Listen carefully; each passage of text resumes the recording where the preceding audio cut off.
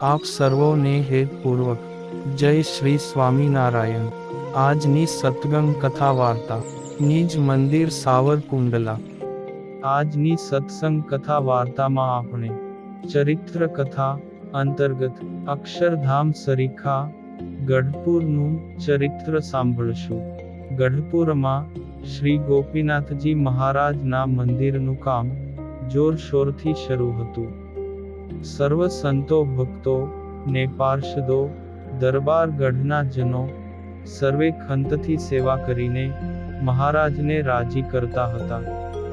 એક દિવસ શ્રી હરિ મંદિરનું કામ જોવા પધાર્યા। મહારાજે મંદિરની પ્રદક્ષિણાના દરવાજાના પરોળિયા જોઈને કહ્યું કે આ પરોળિયાનું કામ તો બહુ સરસ થયું છે, હમણાં જ જાણે બોલી ઉઠશે એમ લાગે છે। એમ કહીને શ્રી પ્રભુ નીચે દરબાર ગઢની ડેલી તરફ આવ્યા ને સહુ કોઈને ખબર પૂછતા થકા મહારાજ તો પોતાના નિવાસ સ્થાન અક્ષર ઓરડી તરફ જતા હતા। ત્યાં ડુંગર ભગતે મહારાજને કહ્યું કે હે મહારાજ, આ પથ્થરના પરોળિયામાં આ પ્રાણ પૂરીને આ પરોળિયા મારી સાથે વાત કરે એવું કાની કૃપા કરીને કરો ને। ત્યાં તો માનસંગ ભગત આવ્યા ને તેમણે કહ્યું જે મહારાજ, મને પણ બીજા પરોળિયા સાથે વાત કરાવો ને, આપ તો ધારો તે કરી શકો એમ છો। ત્યારે મહારાજે બંનેને કહ્યું કે વૈશાખ સુદ 14 નૃસિંહ જયંતી છે, આપણે સાંજની સભા વખતે ભગવાન નૃસિંહ જયંતીનો ઉત્સવ કરીશું। તે વખતે તમારા બંનેનો સંકલ્પ જરૂર પૂરો કરીશું। ત્યારે ડુંગરજી ને માનસંગજી બેઉ ભગત રાજી થયા અને નૃસિંહ જયંતીની રાહ જોતા જોતા પળો ગણવા લાગ્યા। 13ની રાત પસાર થઈ ગઈ, બંનેને તો આતુરતા વધી ગઈ। 14ની સવારથી જ આ બેઉ ભગત તો ખૂબ જ ઉત્સાહથી સેવા કરતા હતા। પછી નૃસિંહ 14 શ્રી નૃસિંહ ભગવાનના પ્રાગટ્યની આરતી પૂજન થયા ને દિવ્ય ઉત્સવ ઉજવાયો। તે વખતે સંતો ને ઘણા ભક્તો ભેળા થયા હતા। ત્યારે એકાએક જ પ્રદક્ષિણાના દરવાજાના પરોળિયા એકાએક બોલવા લાગ્યા ને ડુંગર ભગત તથા માનસંગ ભગતની સાથે વાતો કરવા લાગ્યા। આવી અલૌકિક ઘટના બનેલી જોઈને સહુ આશ્ચર્યચકિત થયા ને બંને ભક્તોનો આ રીતે સંકલ્પ પૂરો થતા તેઓ ખૂબ જ રાજી થયા। આ બનાવની વિગત જોઈ જાણીને ઘણાકને મહારાજના પુરુષોત્તમપણાનો મહિમા સમજાયો ને ઘણાક નવા મુમુક્ષુઓ શ્રીજી મહારાજના શુભ હસ્તે કંઠી પહેરીને સત્સંગી થયા। આ જોઈ એ સમયે સૌ કોઈ હાજર હતા તેમને પણ શુભ સંકલ્પો થયા હતા। મંદિરની પ્રદક્ષિણાની બીજી બાજુના પરોળિયાનું કામ લીંબ વૃક્ષની સમીપે કારીગરો કરતા હતા। તે જોઈને કેટલાક સંતોએ કહ્યું કે મહારાજ, આ પરોળિયાના મુખ ઉપર પણ સરસ ભાવ છે, તો અમારી જોડે હસીને વાત કરે તો આનંદ થાય। વળી હરિભક્તોને પણ સંકલ્પ થયો કે મહારાજ, આપ ધારો તો આ પરોળિયા પ્રસાદ પણ જમે। ત્યારે મહારાજે કહ્યું કે સાંજે વાત। એ દિવસે શ્રી વાસુદેવ નારાયણને જગાડી ફળના મેવાનો પ્રસાદ ધરાવ્યો ને તેમાંથી થોડો પ્રસાદ શ્રી હરિએ લીધો ને આ પરોળિયા આગળ મૂક્યો ને પરોળિયાએ તે પ્રત્યક્ષપણે પ્રસાદી જમી લીધી ને હસતા મુખે આનંદ વ્યક્ત કર્યો।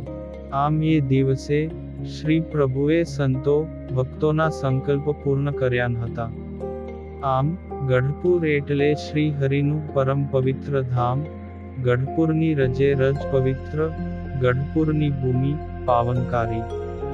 ગઢપુરના વૃક્ષો વંદનીય, કારણ કે એ ભૂમિમાં પ્રગટ ભગવાન રમ્યા છે, ભમ્યા છે। એ વૃક્ષોએ ઝૂલ્યા છે ને એની નીચે સભાઓ ભરીને બેઠા છે। એ લીલુડો લીમડો દાદાના દરબારના એ ઓરડાઓ, અક્ષરાધીશને રહેવાનું સ્થાન, અક્ષર ઓરડી, ગંગાજળીયો કૂવો, ઘેલાને કાંઠો, લક્ષ્મીવાડી, સહસ્ત્રધરો કે રાઘાવાડી. એકે એક સ્થાન હૃદયના તારને ઝણઝણાવી જાય એવા મોક્ષદાયી ને પરમ પવિત્ર છે. રાધાવાડી પણ આવી અનેક પાવનકારી લીલા ચરિત્રોની સાક્ષી રહી છે. શ્રી હરિના સમયમાં અહીં પ્રેમમૂર્તિ સચ્ચિદાનંદ સ્વામી અને એમના શિષ્ય સિદ્ધાનંદ સ્વામી બે સંતો રહે. બંને ગુરુ શિષ્ય ને શ્રી હરિના સ્વરૂપને વિશે અખંડ વૃત્તિ રહે અને મૂર્તિનો સાક્ષાત્કાર હતો. વાડીમાન સેવા કરે પણ વૃત્તિ તો શ્રી હરિમાન જ લાગેલી રહે. ઋતુ ઋતુના ફળ શ્રીજી મહારાજની રુચિ સમજીને તેમને ઘરાવવા માટે દરબાર ગઢમાં પહોંચાડે. એક વખતનો પ્રસંગ છે. વાડીમાં ઘઉં તૈયાર થઈ ગયા એટલે સિદ્ધાનંદ સ્વામીએ સારી સારી ડુંડીઓ વીણી એને સાફ કરીને એ ઘઉં ઘંટીએ દળાવ્યા. આ પ્રેમભીના હાથે કરેલા ઘઉંના લોટનો થાળ મૂળજી બ્રહ્મચારીએ બનાવ્યો. શ્રીજી મહારાજ થાળ જમવા બેઠા ત્યારે બ્રહ્મચારીજીએ કેરીનો રસ અને રોટલીનો થાળ શ્રી હરિજીને સન્મુખ મેલ્યો. ને મહારાજ તો થાળ જમતા જાય અને હરખભેર કહેતા જાય કે વાહ, રોટલીની મીઠાશ, આવી રોટલી તો ક્યારેય નથી જમ્યા. અરે બ્રહ્મચારી, રોટલી આટલી બધી મીઠી કેમ લાગે છે? ત્યારે બ્રહ્મચારી કહે કે અરે મહારાજ, એ તો પ્રેમના મોનવાળી છે ને એટલે. અને જમતા જમતા વચ્ચે પાણીનો ઘૂંટડો પીતા શ્રી પ્રભુ કહે, અરે લાવો, હજુ લાવો, આજે તો રોટલી ને રસ સિવાય બીજું કાંઈ નથી જમવું. આમ મહારાજ પેટ ભરીને ખૂબ રોટલી જમ્યા અને ઓડકાર ખાઈને બોલ્યા કે બ્રહ્મચારી, થાળ તો રોજ તમે જ બનાવો છો અને આજે પણ તમે જ બનાવ્યો છે, તો પછી આજે આટલી મીઠાશનું કારણ શું? ત્યારે મૂળજી બ્રહ્મચારી કહે કે કારણ તો સિદ્ધાનંદ સ્વામીનો પ્રેમ છે મહારાજ. તે શ્રી હરિ કહે કે સિદ્ધાનંદ. તે બ્રહ્મચારી કહે છે હા મહારાજ.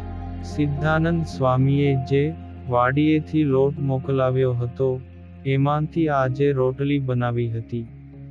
ત્યારે શ્રી પ્રભુ બોલ્યા જે વાહ સિદ્ધાનંદ વાહ, શું તારા પ્રેમની મીઠાશ. આમ બોલતાન બોલતાન કહે છે કે એલા કોઈ છે હાજર તો રાધા. વાડીએથી સિદ્ધાનંદ સ્વામીને તેડાવી લાવો ને વાર કરશો નહીં. ને મહારાજની આજ્ઞા થતાં જ એક પાર્ષદ રાધાવાડીએ ગયા ને હિલોળે ચડેલી હરીભરી લીલીછમ વિશાળ વાડીમાં સિદ્ધાનંદ સ્વામીને બૂમો પાડીને શોધવા લાગ્યા. પણ સિદ્ધાનંદ સ્વામીનો જવાબ ન મળે. તે વાડીના ચારે ખૂણે શોધીને પાર્ષદ કૂવા પાસે આવ્યા ને જોયું તો સ્વામી કૂવાના થાળામાં પદ્માસન વાળીને ધ્યાનમગ્ન સ્થિતિમાં બેઠા હતા.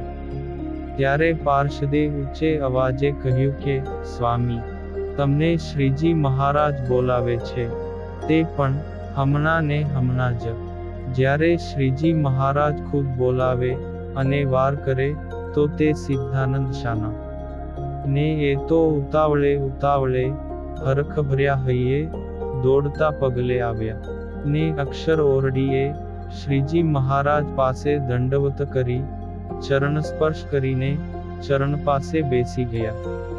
ત્યારે શ્રી હરિ કહે કે સ્વામી, તમારી પ્રેમભીની રોટલીની મીઠાશની તો શી વાત કરવી, આજે તો અમે બહુ જમ્યા.